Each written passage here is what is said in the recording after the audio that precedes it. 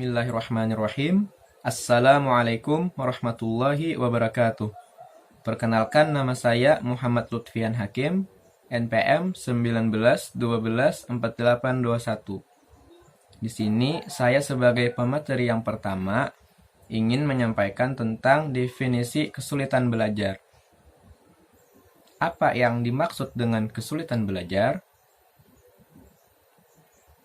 Kesulitan belajar pada umumnya adalah suatu istilah yang berkenaan dengan hambatan terhadap kelompok heterogen yang benar-benar mengalami kesulitan.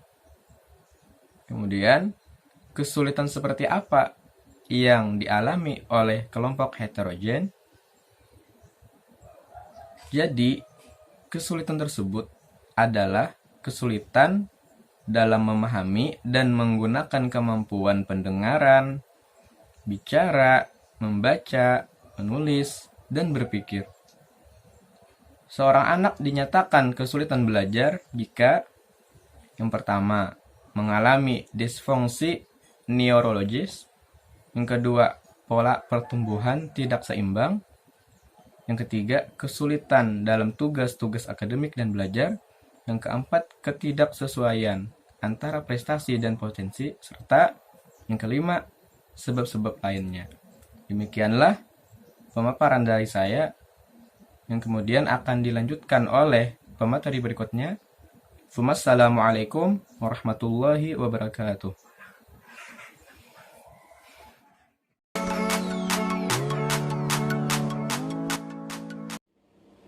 Assalamualaikum warahmatullahi wabarakatuh. Perkenalkan, nama saya Nura Fanadia, NPM 19124872. Di sini saya sebagai pemateri ketiga akan menyampaikan materi tentang area masalah kesulitan belajar di kelas. Jadi masalah mengenai kesulitan belajar itu beragam, seperti kesulitan belajar siswa yang satu dapat diatasi, muncul kesulitan belajar lainnya pada siswa yang berbeda.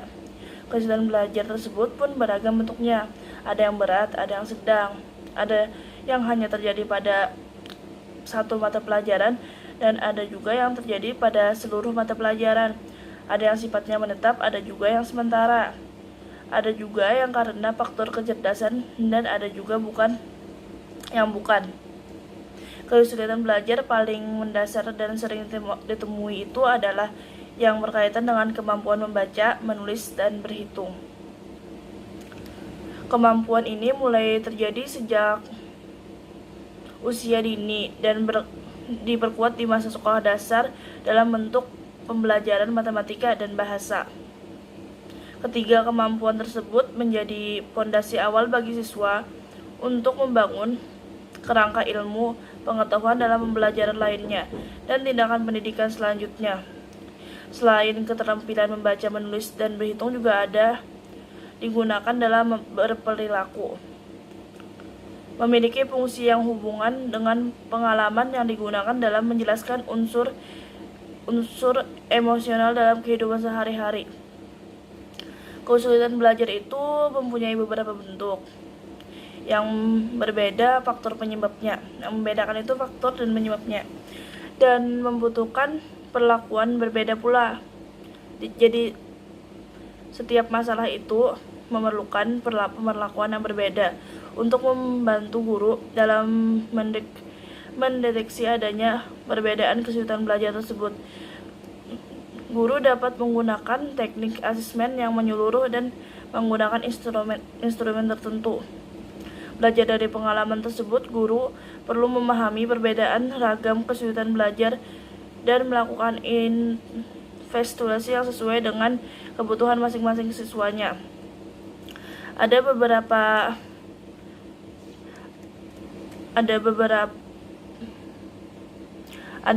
kasus yang serupa yang bisa diatasi dengan cara yang hampir sama. Namun ada pula beberapa kasus yang berbeda yang tidak bisa diatasi dengan cara yang sama, membutuhkan khusus dan cara khusus dalam menyelesaikannya. Kejelian dan keterampilan guru dalam menganalisis dan menggunakan teknik intervensi tentu juga bermakna untuk membantu siswa menghadapi kesulitan belajarnya. Beberapa teknik intervensi yang dapat dilakukan untuk membantu siswa mengalami kesulitan belajar yaitu yang pertama bisa melalui bimbingan belajar baik berupa individual atau kelompok. Yang kedua, mengadakan remedial teaching untuk mata pelajaran tertentu. Yang ketiga, melalui bimbingan orang tua di rumah. Yang keempat, memberi bimbingan pribadi untuk mengatasi masalah-masalah psikologis. Yang kelima, memberi bimbingan dengan cara belajar yang baik secara umum dan sesuai dengan karakteristik mata pelajarannya. Yang keenam, menerapkan model pembelajaran yang bervariasi sesuai dengan kebutuhan dan kondisi siswa, serta kebutuhan yang berkait dengan materi pembelajaran yang disampaikan. Yang ketujuh, mengenali dan memahami gaya belajar siswa, serta memfasilitasi siswa untuk menggunakan agar proses pembelajaran lebih optimal. Setelah investasi dilakukan, guru perlu melakukan evaluasi untuk melihat apakah ada kemajuannya atau tidak. Kemajuan atau kegagalan dari investasi akan menentukan langkah berikutnya yang diambil oleh guru. Jika ada investasi diberikan siswa masih mengalami kesulitan belajar, guru harus kembali memeriksa dan menganalisis penyebab kemungkinan yang membuat investasi tersebut gagal. Berdasarkan pemeriksaan dan analisis ulang ini, guru dapat melakukan investasi ulang dan tentu dilakukan jika masih belum menghasilkan kemajuan sesuai target yang diterapkan. Sekian materi dari saya. Wassalamualaikum warahmatullahi wabarakatuh.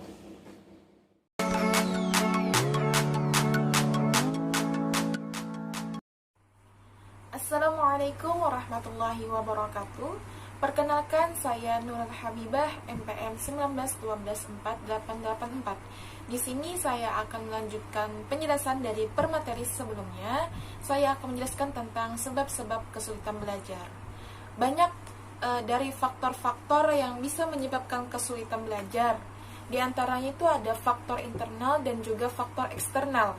Nah, Westwood mengatakan bahwa faktor penyebab kesulitan belajar itu sebagai akibat dari beberapa pengaruh, di antaranya pengajaran yang tidak sesuai, kurikulum yang tidak relevan, lingkungan kelas yang kurang kondusif, kondisi sosial ekonomi yang kurang menguntungkan, hubungan yang kurang harmonis antara guru dan anak, kurangnya kehadiran anak di sekolah, masalah kesehatan, proses belajar yang menggunakan bahasa kedua, kurang percaya diri, masalah emosional dan perilaku, kecerdasan di bawah rata-rata, gangguan sensoris, serta kesulitan memproses informasi spesifik. Westwood juga menambahkan faktor lingkungan seperti kurikulum dan metode pembelajaran merupakan faktor yang paling banyak menimbulkan kesulitan belajar daripada faktor kelemahan intelektual. Ketika faktor lingkungan tidak sesuai dengan kapabilitas dan minat anak, maka kesulitan belajar akan terjadi. Baik, saya sambung. Berdasarkan hasil penelitian Maharani dan Putri Kurnia pada tahun 2009, terdapat dua faktor yang mempengaruhi kesulitan belajar, yaitu faktor internal dan faktor eksternal. Faktor internal meliputi gaya belajar, minat dan motivasi belajar, persepsi peserta didik terhadap sesuatu, dan kesehatan peserta didik. Adapun faktor eksternal meliputi ketersediaan sarana-prasarana yang mendukung proses pembelajaran, hubungan dan komunikasi yang baik antara guru dengan peserta didik, situasi sekolah yang menyenangkan untuk belajar. Faktor-faktor tersebut diperoleh dari gejala-gejala umum yang tampak.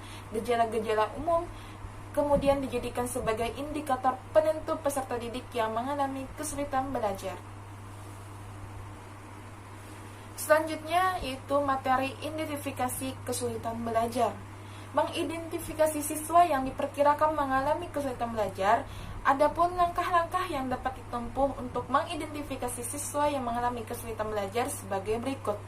Pertama, menandai siswa dalam satu kelas atau dalam satu kelompok yang diperkirakan mengalami kesulitan belajar, baik bersifat umum maupun bersifat khusus dalam bidang studi. Kemudian yang kedua, menganalisis hasil ulangan dengan melihat sifat kesalahan yang dibuat.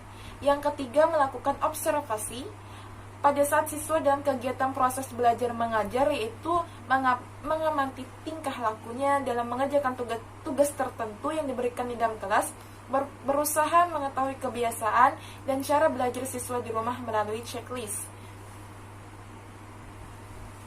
Sebelum menetapkan alternatif pemecahan masalah kesulitan belajar siswa, guru sangat dianjurkan terlebih dahulu melakukan identifikasi, upaya mengenal gejala dengan cermat terhadap fenomenal yang menunjukkan kemungkinan adanya kesulitan belajar yang melanda siswa tersebut.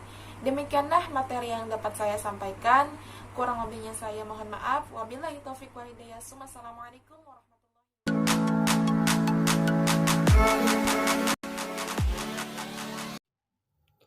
Assalamualaikum warahmatullahi wabarakatuh. Perkenalkan, nama saya Muhammad Nur Arifin, NPM 191248. Di sini saya akan menyambung dari materi sebelumnya, yaitu pendidikan inklusif bagi siswa dengan kesulitan belajar.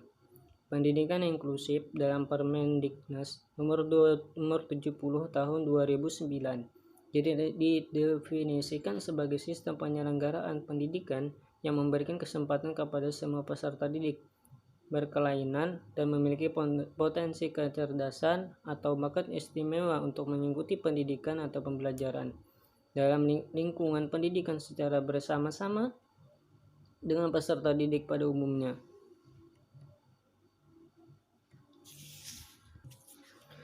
Pendidikan inklusi, menurut Peters, pendidikan inklusi merupakan suatu gagasan bahwa setiap sekolah dapat memberikan pendidikan terhadap anak-anak tanpa memandang kondisi fisik, intelektual, sosial, dan emosional, bahasa, dan kondisi-kondisi lainnya.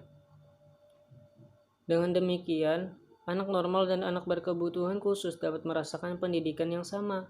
Pengadaan sekolah inklusi ini bukan berarti menutup sekolah-sekolah khusus, namun memberikan kesempatan kepada individu berkebutuhan khusus agar dapat merasakan bersekolah di sekolah umum, tentunya dengan memperbaiki fasilitas yang dimiliki sekolah agar layak untuk digunakan.